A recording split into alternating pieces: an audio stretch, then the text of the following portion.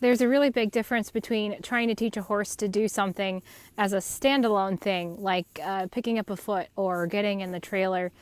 You know, people always ask, how do you teach my horse to, how do I get my horse to do this or that? What's a trick or a tip to get my horse to start doing or stop doing such and such a thing? And the trouble with that line of thinking is that it looks at those movements as like individual pieces.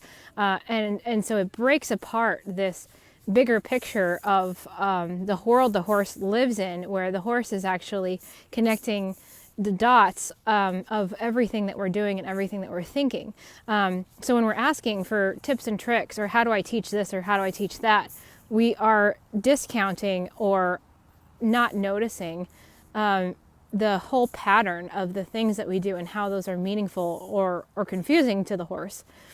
And so the better way to think for a horse's well-being or for a horse's understanding is, what is the overall arching picture saying to the horse? What is the overall fabric of our communication, and how does each piece lead into the next piece? In other words, if you just want to simply catch the horse and you have a tip or a trick up your sleeve to get that done, what is it that you're teaching the horse in the meantime? Did they learn to brace their shoulders? Did they learn to avoid? Did they learn to give up? Did they learn to get run down until they were tired enough to quit? Versus teaching the horse how to connect, how to think, how to look for you, how to have straightness and some kind of a flow. That pieces together very quickly and easily into leading.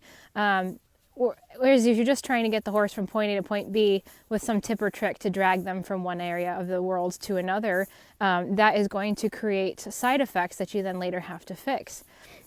So if you're just trying to get something done, you can get it done for the moment, but you sacrifice the bigger picture, or you create bigger issues that you then have to tidy up.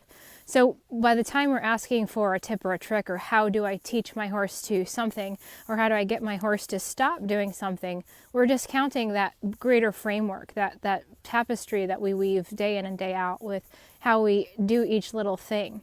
Whereas if you teach the horse to connect and to really be part of that framework and to think of connecting to you, if you think about the greater picture, what is it that I'm looking for when I am educating my horse day in and day out, those little things are such a non-issue. You know, teaching the horse to get in the trailer is no different than teaching the horse to lead.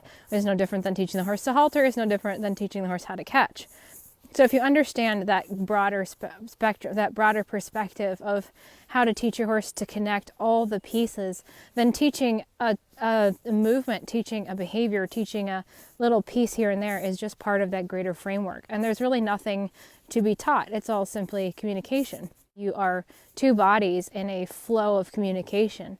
And if you're part of that greater framework and you understand how each little thing that you're doing pieces into another thing, then each thing, as my teacher Brent Graff says, is just the next thing.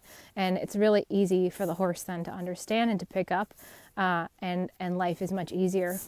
Because there's no possible way we can teach a cue for every single thing that our life might require of a horse. Every moment with a horse is completely different. So if we're teaching cues and tips and tricks, we get a very different result than if we actually actively work on communication and flowing and connecting to the horse and having them connect back to us. It's a very different picture, and it's a much more beautiful one, in my opinion.